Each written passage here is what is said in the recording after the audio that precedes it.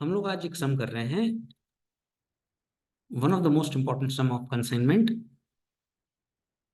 अब मैंने बताया था कि कंसाइनमेंट का सम स्टार्ट करने के लिए सबसे पहले आपको तीन चीजें चाहिए: इनवॉइस प्राइस, कॉस्ट प्राइस और हिडन प्रॉफिट। सम को अगर आपने रीड किया होगा तो आपको पता होगा कि कॉस्ट प्राइस 100 रुपीज दे रखी है, इनवॉइस प्राइस 120 दे रखी है, तो जो हिडन प्रॉफिट है वो 20 रुपीज है। हम कंसाइनमेंट का सम शुरू करें उससे पहले आप साथ साथ करेंगे तो आपको बेनिफिट होगा।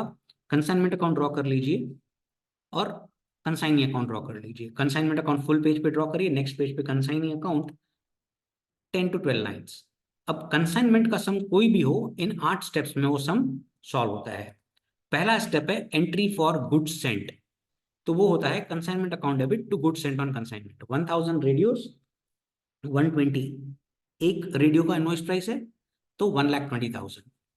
अब इमीडिएटली हम अनलोड करेंगे जो हमने प्रॉफिट इसमें छुपाया है। By good sent on consignment 1000 radios into 20 rupees, 20,000।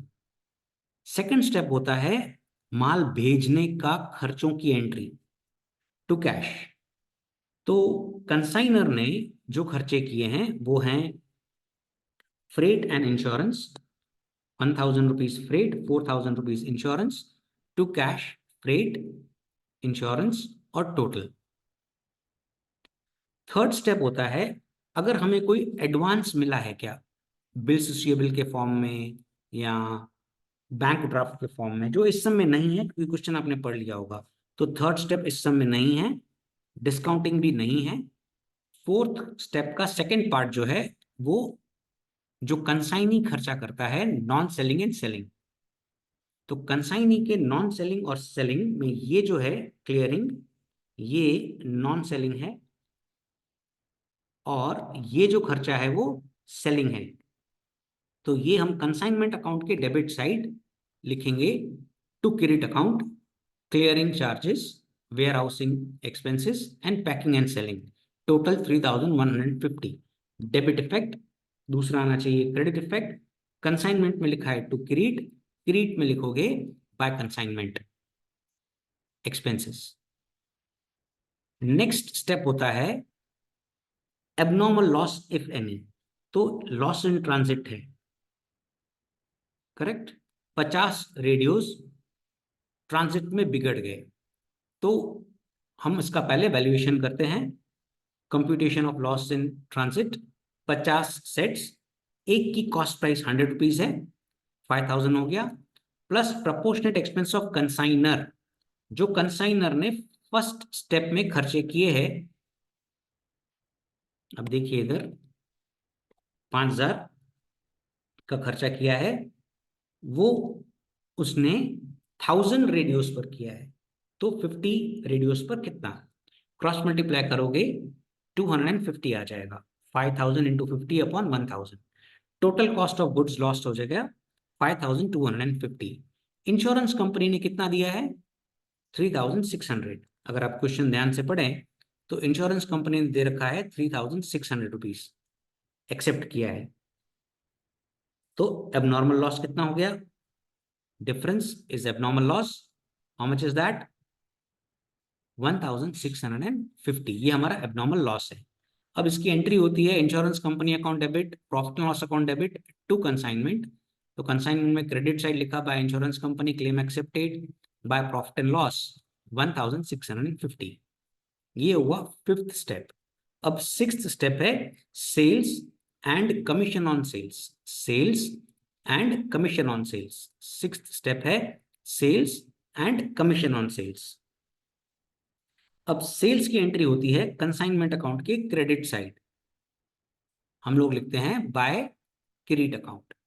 Cash sales अगर आप ध्यान से देखें तो दिया गया है कि कितना अपन ने रेडियो कैश पे बेचा है, तो लिखा हुआ है कि 500 रेडियोस आपने 140 ईच सोल्ड फॉर कैश, तो 500 इंटू 140 कैश सेल्स, तो आ गया 70,000।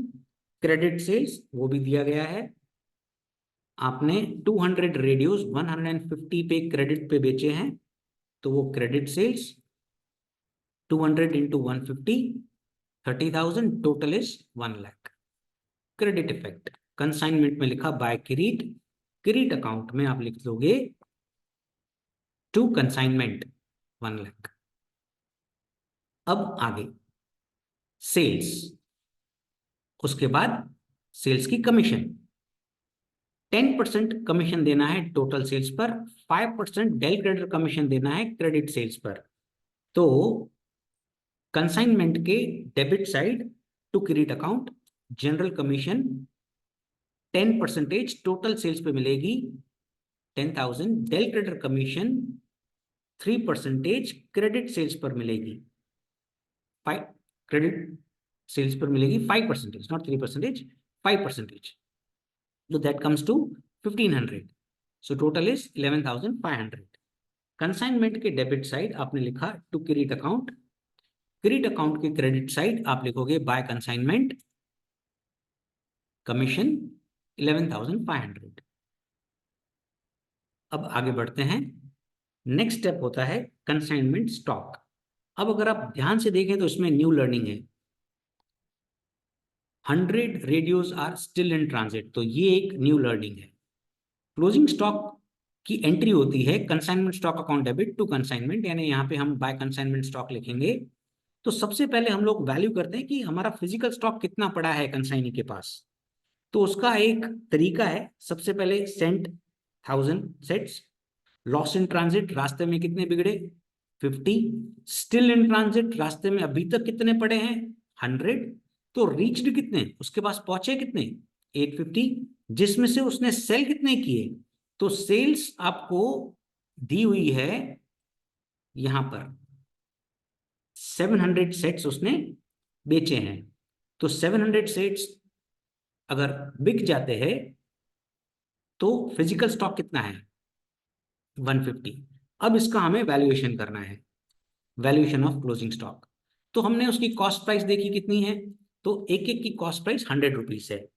तो 150 into 100 15,000 plus proportionate expense of consignor जो आपको स्टेप 2 में है 5,000 रुपए का खर्चा किया है 1000 सेट्स पर, 150 सेट का स्टॉक है, उस पर कितना क्रॉस मल्टीप्लाई करें तो आपको मिल जाएगा 750 plus proportionate expense of consignee, जिसमें हम लोग सिर्फ नॉन सेलिंग एक्सपेंसेस लेते हैं, नॉन सेलिंग एक्सपेंसेस यानी सिर्फ ये वाले कंसीडर होंगे, ये दोनों कंसीडर नहीं होंगे वैल्यूएशन में, सिर्फ नॉन सेलिंग 850।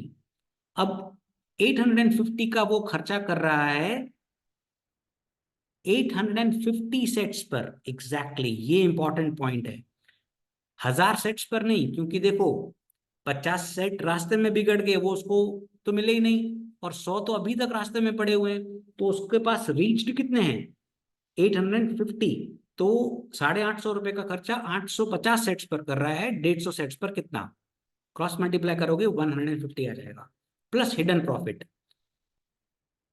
20 रुपीज का प्रॉफिट हिडन है हर सेट पर, 150 सेट्स हैं और 20 रुपीज का प्रॉफिट हिडन है, तो 150 इंटू 20 इज 3000, तो invoice value of closing stock आ जाएगी 18,900, तो ये आप यहां पर लिख देंगे 18,900।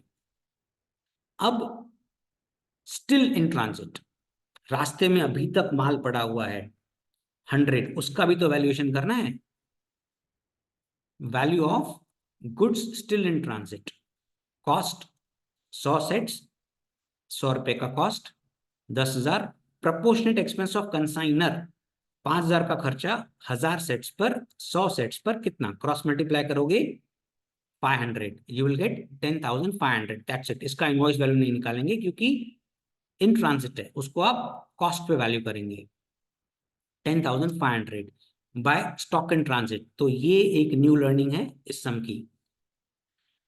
कमिंग, अब इसका जो क्लोजिंग स्टॉक का जो प्रॉफिट है उसको अनलोड करें सामने इधर to consignment stock, hidden profit जो आपने 3,000 रुपए ऐड किया हुआ है हिडन प्रॉफिट, उसको आप अनलोड करेंगे कंसाइनमेंट अकाउंट के debit side to consignment stock, right. अब इस सम में bad debts on recommendation sale नहीं है, तो सम खत्म होता है, टोटल करेंगे you will get 1,54,650 goes this side difference is net profit which is 12,000.